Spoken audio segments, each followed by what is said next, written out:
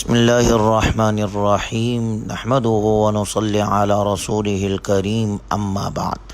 آج قرآن کریم کے 17ویں پارے کا خلاصہ ہے، جس کا آغاز سورہ انبیاء سے ہو رہا ہے، جس کی 122 آیات اور 7 رکوعات ہے۔ اس صورت مبارکہ میں 17 انبیاء اکرام علیہم الصلاۃ کا ذکر ہے۔ اس مناسبت سے اسے سورہ انبیاء کہا جاتا ہے۔ سورہ انبیاء کی ابتدا میں دنیا کی زندگی کے زوال کی تصویر کشی کی گئی ہے۔ اللہ تعالیٰ کا ارشاد ہے، اقترب للناس حسابهم وهم فی غفلۃ معرضون، کہ قیامت کا وقوع اور حساب کا وقت بہت قریب آ گیا ہے، لیکن اس ہولناک دن سے انسان غفلت میں پڑے ہوئے ہیں، نہ تو اس کے لیے تیاری کرتے ہیں، نہ ہی ایسے اعمال کرتے ہیں جو وہاں کام آئیں گے۔ مشرکین آپس میں حضور علیہ السلام کے بارے میں کہتے تھے کہ یہ شخص جو رسالت کا دعوے دار ہے، حل ھذا الا بشر مثلکم، یہ رسول نہیں بلکہ تمہارے جیسا ایک انسان ہے، اور یہ دوسرے انبیاء جیسے مادی معجزات کے پیش کرنے سے عاجز ہے۔ قرآن کریم نے جواب دیا کہ جتنے بھی انبیاء اکرام علیہم السلام پہلے آئے تھے، سب کے سب انسان تھے، وہ کھاتے تھے، پیتے تھے اور دوسرے انسانی تقاضے بھی پورے کرتے تھے۔ کوئی بھی ایک نبی ایسا نہیں آیا جو بشری تقاضوں سے پاک ہو۔ اور جہاں تک معجزات کا تعلق ہے تو قرآن کریم سے بڑا معجزہ کون سا ہو سکتا ہے؟ اس کے وجوہ اعجاز میں سے ایک اہم وجہ یہ بھی ہے کہ قرآن کریم کے آئینے میں مختلف عقائد و خیالات اور اخلاق اور اعمال کے لوگ اپنا چہرہ دیکھ سکتے ہیں۔ اس میں ہر قوم اور ہر شخص کا تذکرہ موجود ہے، کہیں صراحتاً اور کہیں اشارتاً۔ اللہ تعالیٰ کا ارشاد مبارک ہے، لَقَدْ أَنزَلْنَا إِلَيْكُمْ كِتَابًا فِيهِ ذِكْرُكُمْ أَفَلَا تَعْقِلُونَ، ہم نے تمہاری طرف ایسی کتاب نازل کی ہے جس میں تمہارا ذکر ہے، کیا تم نہیں سمجھتے؟ دوسرے رکوع میں انسانوں کو آگاہ کیا گیا ہے کہ جب بھی اللہ تعالیٰ نے کسی قوم کے سرکشوں کو ہلاک کیا تو وہ عذاب سے بچنے کے لیے بھاگنے لگے، لیکن عذاب نے انہیں گھیر لیا۔ وہ فریاد کرتے تھے کہ ہم ہی ظالم ہیں، لیکن ان کا اعتراف جرم کام نہیں آیا، اور بالآخر اللہ نے ان کو ملیامٹ کر دیا۔ اللہ نے کائنات کسی شغل کے لیے پیدا نہیں کی، بلکہ یہاں ایک معرکہ حق اور باطل برپا ہے۔ تیسرے رکوع میں اللہ کی قدرتوں اور نعمتوں کا ذکر ہے۔ پہلے نمبر پر فرمایا، اولم یر الذین کفروا ان السماوات والارض کانتا رتقا ففتقناہما، جن لوگوں نے کفر اپنایا ہے، کیا انہیں یہ معلوم نہیں ہے کہ سارے آسمان اور زمین بند تھے، پھر ہم نے انہیں کھول دیا۔ دوسرے نمبر پر وجعلنا من الماء کل شیء حی، اور اللہ نے پانی سے ہر جاندار چیز پیدا کی۔ پانی کے بغیر زندگی محال ہے، خواہ حیوان ہو یا درخت اور پودے، سب پانی کے محتاج ہے۔ تیسرے نمبر پر وجعلنا فی الارض رواسی ان تمید بہم، اور ہم نے زمین میں جمے ہوئے پہاڑ پیدا کیے تاکہ وہ انہیں لے کر ہلنے نہ پائے۔ چوتھے نمبر پر وجعلنا فیہا فجاجا سبلا لعلہم یہتدون، اور اس میں ہم نے چوڑے چوڑے راستے بنائے تاکہ وہ منزل تک پہنچ سکے۔ زمین کے اندر جو ہموار میدانوں کے راستے ہیں اس کو آپ چھوڑ دیں، پہاڑی سلسلے ہی کو دیکھ لیجئے جو ملک در ملک چلے جاتے ہیں، لیکن اللہ تعالیٰ نے ان کے درمیان کشادہ وادیاں اور راستے رکھے ہیں جن کی وجہ سے انسانوں کو اپنے اسفار میں کوئی مشکل پیش نہیں آتی۔ پانچویں نمبر پر وجعلنا السماء سقفا محفوظا، اور ہم نے آسمان کو محفوظ چھت بنایا۔ اس چھت میں لاکھوں ستارے، سورج اور چاند جو اپنے دائرے میں انتہائی تیز رفتاری سے گھوم رہے ہیں، نہ ان میں ٹکراؤ ہوتا ہے اور نہ ہی وہ خلط ملط ہوتے ہیں۔ چھٹے نمبر پر وَهُوَ الَّذِي خَلَقَ اللَّيْلَ وَالنَّهَارَ وَالشَّمْسَ وَالْقَمَرَ كُلٌّ فِي فَلَكٍ يَسْبَحُونَ، کہ رات اور دن، سورج اور چاند کو اللہ نے بنایا ہے، یہ سب آسمان میں تیر رہے ہیں۔ جیسے مچھلی پانی میں تیرتی ہے، انہیں یکے بعد دیگرے آنے جانے میں کوئی مشکل پیش نہیں آتی، اور یہ کبھی رکتے بھی نہیں ہے، مسلسل چلتے رہتے ہیں، حرکت ہی میں ان کی زندگی ہے۔ رات اور دن، سورج اور چاند، ستارے، افلاک کی حرکت کا نظریہ قرآن نے اس وقت پیش کیا تھا جب اس حوالے سے بڑے بڑے باخبر بھی بے خبر تھے۔ اس قرآنی نظریے کی علم جدید تائید کر رہا ہے۔ سائنسدانوں نے تو جدید ترین مشینوں سے لیس لیبارٹریوں میں سالہ سال کی تحقیق کے بعد اس علمی حقیقت کو دریافت کیا ہے، مگر سوال یہ ہے وہ نبی امی، وہ نبی آخر الزماں جسے لکھنا پڑھنا بھی نہیں آتا تھا، اس کے پاس وحی کے سوا کون سا راستہ تھا جس کے ذریعے سے خبریں پا کر وہ پوری دنیا کو باخبر کر رہے تھے؟ کیا آپ علیہ الصلاۃ والسلام کی زبان اطہر سے ان حقائق کا بیان ہونا اس کی صداقت کی دلیل نہیں؟ یقیناً یہ آپ کے حق اور سچ ہونے کی بہت بڑی دلیل ہے، مگر اس دلیل کو تسلیم کرنے کے لیے آنکھوں سے تعصب اور عناد کی پٹی اتارنا ضروری ہے۔ چنانچہ توحید و رسالت، حساب اور جزا پر دلائل دینے کے بعد 17 انبیاء اکرام علیہم الصلاۃ والسلام کے قصے ذکر کیے گئے ہیں۔ سب سے پہلے حضرت موسیٰ علیہ السلام اور ہارون علیہ الصلاۃ والسلام کا ذکر ہے۔ وَلَقَدْ آتَيْنَا مُوسَىٰ وَهَارُونَ الْفُرْقَانَ وَضِيَاءً وَذِكْرًا لِّلْمُتَّقِينَ کہ حضرت موسیٰ علیہ السلام اور ہارون علیہ الصلاۃ والسلام کو ایسی کتاب دی گئی جو حق اور باطل میں فرق کرنے والی روشنی اور نصیحت تھی، اس سے وہ متقین ہدایت حاصل کرتے تھے۔ وَهَذَا ذِكْرٌ مُبَارَكٌ أَنزَلْنَاهُ أَفَأَنْتُمْ لَهُ مُنْكِرُونَ اور اب یہ قرآن کریم برکتوں والا پیغام نصیحت ہے جو ہم نے نازل کیا ہے، کیا پھر بھی تم اسے ماننے سے انکار کرتے ہو؟ اس کے بعد 5ویں رکوع میں حضرت ابراہیم علیہ الصلاۃ والسلام کا ذکر ہے۔ وَلَقَدْ آتَيْنَا إِبْرَاهِيمَ رُشْدَهُ مِنْ قَبْلُ وَكُنَّا بِهِ عَالِمِينَ اور اس سے پہلے ہم نے ابراہیم کو جو سمجھ بوجھ عطا کی تھی جو ان کے لائق تھی اور ہم انہیں خوب جانتے تھے۔ اذ قال لأبیہ وقومہ ما هذه التماثیل التي انتم لها عاکفون، وہ وقت یاد کرو جب انہوں نے اپنے والد اور اپنے قوم سے کہا تھا یہ کیا مورتیاں ہیں جن کے آگے تم مجاور بیٹھے ہو؟ قوم نے کہا ہم نے اپنے آباء و اجداد کو اس کی عبادت کرتے ہوئے پایا ہے۔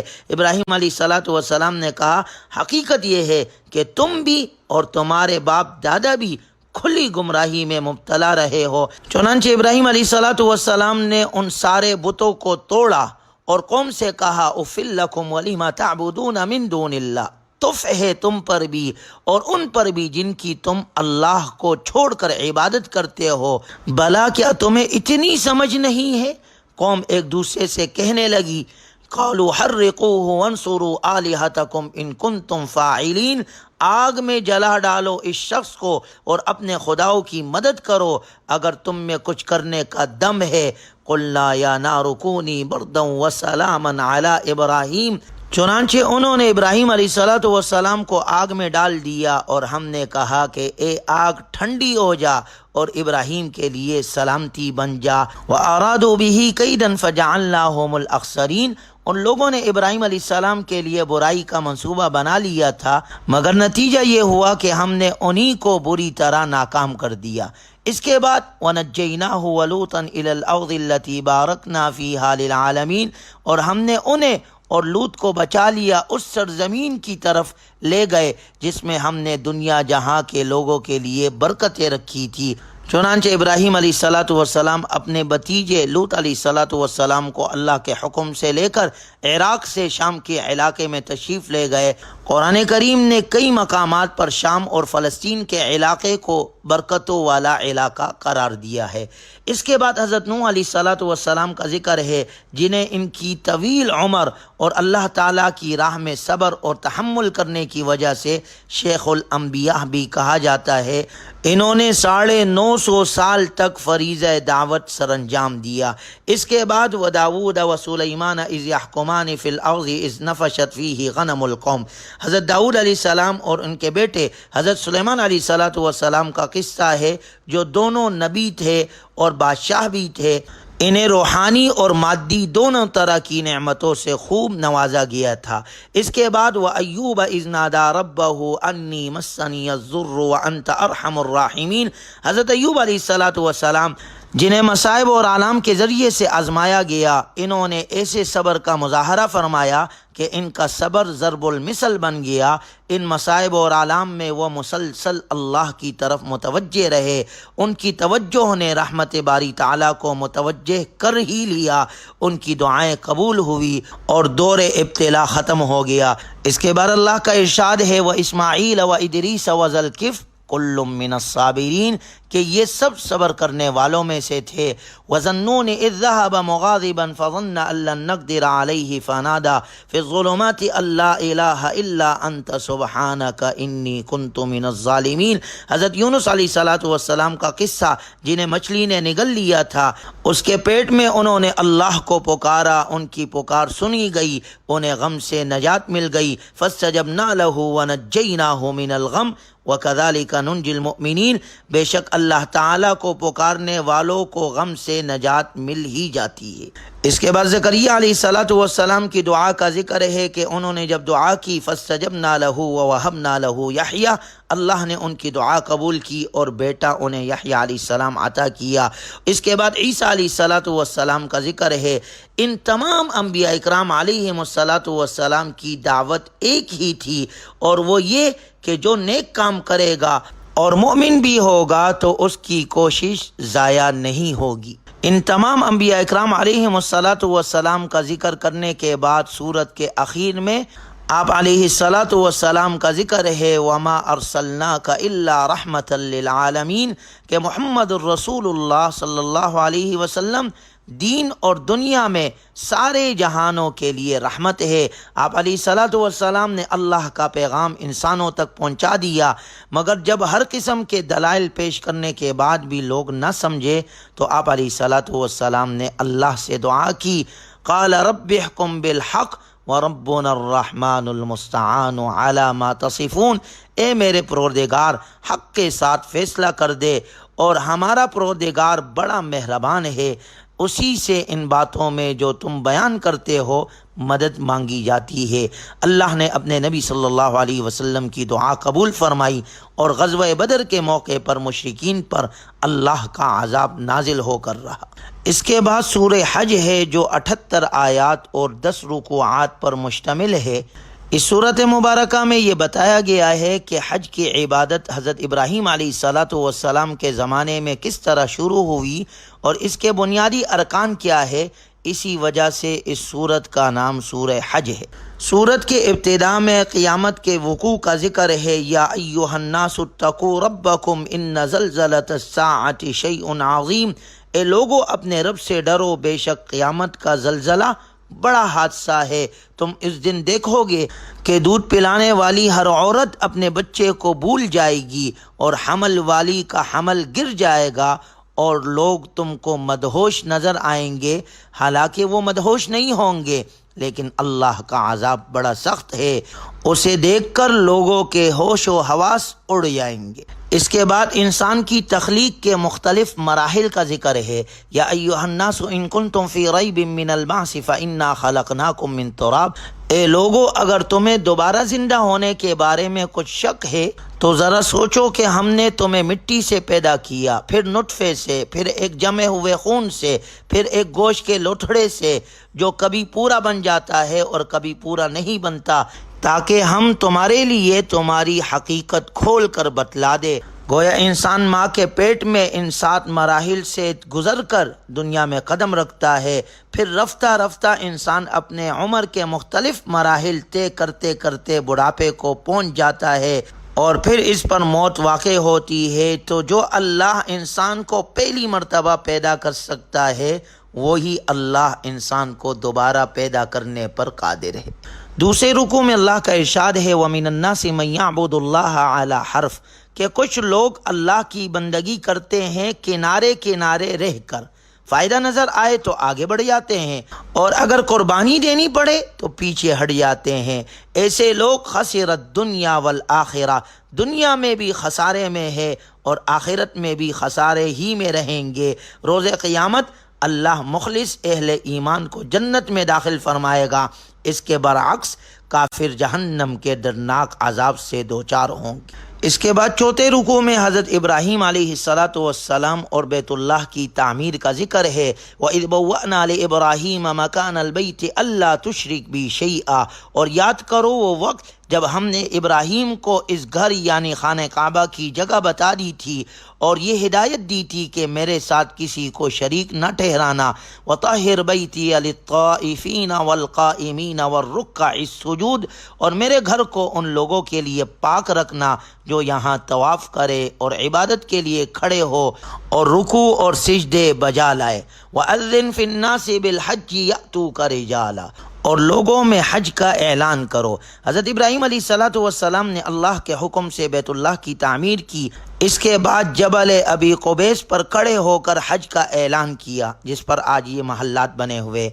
اللہ تعالیٰ نے اپنے قدرت کاملہ سے یہ اعلان زمین اور آسمان میں رہنے والوں تک پہنچا دیا اور ہر کسی نے اسے سن لیا، اور قیامت تک لوگ بڑے ذوق و شوق سے حج کی ادائیگی کے لیے آتے رہیں گے۔ حج ارکان اسلام میں سے ایک رکن ہے، اور جو وہاں جانے کی استطاعت رکھتا ہو اس پر فرض ہے، اور اس کی ادائیگی میں بہت ثواب ہے، اور کئی معاشی اور معاشرتی فوائد بھی اس سفر سے حاصل ہوتے ہیں۔ قربانی کی عبادت، احرام اتار کر غسل کرنا اور طواف زیارت کرنا مناسک حج میں شامل ارکان ہے۔ حج کی عبادت کا حاصل یہ ہے کہ انسان ہر قسم کے شرک، جھوٹ اور اللہ کی نافرمانی سے اجتناب کرے۔ پانچویں رکوع میں آگاہ کیا گیا ہے کہ اللہ نے ہر امت کے لیے قربانی کی عبادت طے فرمائی ہے۔ اس کی صورت یہ ہے کہ حلال جانوروں کو اللہ کے راہ میں اور اللہ کے نام پر ذبح کیا جائے، لیکن ساتھ میں حکم دے دیا لن ینال اللہ لحومها ولا دماؤها ولکن ینالہ التقوی منکم، کہ قربانی کی روح تقوی ہے، یعنی یہ جذبہ کہ انسان اپنی خواہشات اور مرغوبات نفس کو اللہ کی مرضی کے سامنے قربان کر دے۔ اس عبادت کا مقصد ہے کہ اللہ کی بڑائی کو قائم کرنے کی کوشش کرنا۔ جانور ذبح کرتے ہوئے تو کہہ دیا کہ اللہ اکبر، یعنی اللہ ہی بڑا ہے، لیکن کیا واقعی ہمارے زندگی کے جملہ معاملات میں اللہ بڑا ہے؟ کیا اس کی مرضی اور اسی کا قانون ہمارے گھر، معاشرے اور پورے ملک میں نافذ ہے؟ اگر نہیں تو قربانی کی عبادت ہر سال ہمیں اس مقصد کے لیے کوشش کرنے کا فریضہ یاد دلاتی ہے، اور حج بیت اللہ مسلمانوں میں اجتماعیت کو پیدا کرتی ہے، کیونکہ حج کا ہر عمل اور ہر رکن ایک ساتھ کیا جاتا ہے، چاہے طواف ہو یا سعی ہو یا وقوف عرفہ ہو یا مزدلفہ میں ٹھہرنا ہو یا رمی کرنا ہو۔ حج کا ہر عمل مسلمان مرد اور عورت ایک ساتھ کرتے ہیں۔ گویا حج کی عبادت سے ہمیں اجتماعیت کا سبق ملتا ہے کہ مسلمان آپس میں ایک ہو جائے۔ اسی وجہ سے دیکھیں وہاں پر جانے والے اپنے لباس کو، اپنے زبان کو اور اپنے ہر طریقے کو ختم کر دیتے ہیں۔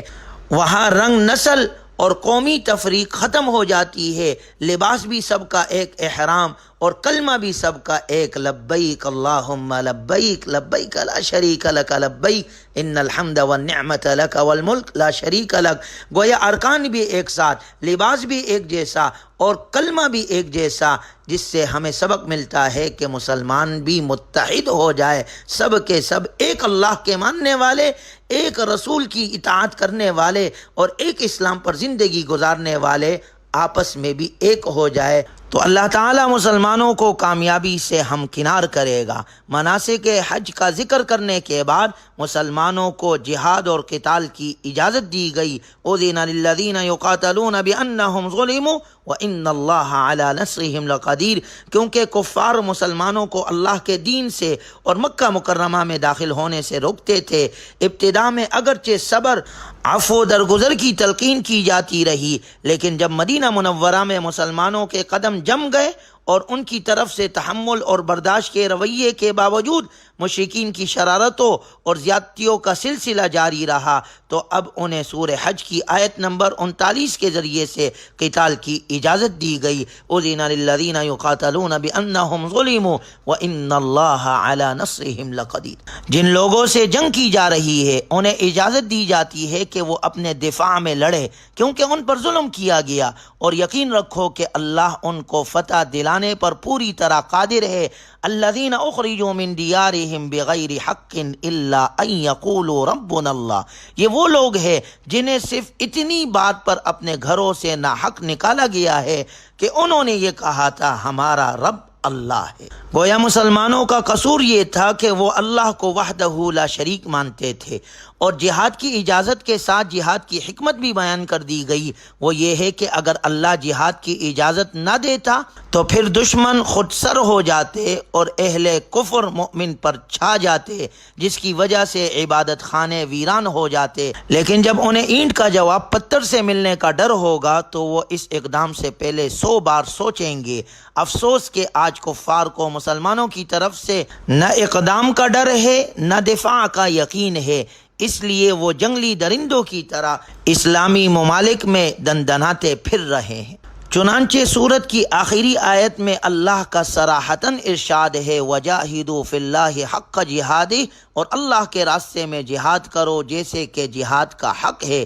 وَاجْتَبَاكُمْ وَمَا جَعَلَ عَلَيْكُمْ فِي الدِّينِ مِنْ حَرَجٍ، اس نے تمہیں اپنے دین کے لیے منتخب کر لیا ہے اور تم پر دین کے معاملے میں کوئی تنگی نہیں رکھی ہے۔ ملت ابیکم ابراہیم، اپنے باپ ابراہیم کے دین کو مضبوطی سے تھام لو۔ هو سماکم المسلمین، اس نے پہلے بھی تمہارا نام مسلم رکھا تھا۔ اور اس قرآن کریم میں بھی لیکون الرسول شہیدا علیکم وتکونوا شہداء علی الناس، تاکہ یہ رسول تمہارے لیے گواہ بنے اور تم دوسرے لوگوں کے لیے گواہ بنو۔ فَأَقِيمُوا الصَّلَاةَ وَآتُوا الزَّكَاةَ وَاعْتَصِمُوا بِاللَّهِ، لہذا نماز قائم کرو اور زکوٰۃ ادا کرو اور اللہ کو مضبوطی سے تھامے رکھو۔ ہوا مولاکم، وہ تمہارا رکھوالا ہے۔ فنعم المولا ونعم النصیر، دیکھو کتنا اچھا رکھوالا ہے اور کتنا اچھا مددگار ہے۔ اللہ تعالی ہمیں اپنے دین حق کے لیے قبول فرمائے اور اہل حق کا ساتھ دینے کی اللہ ہمیں توفیق نصیب فرمائے اور قرآنی تعلیمات پر عمل کرنے والا بنائے۔ وآخر دعوانا ان الحمد للہ رب العالمین۔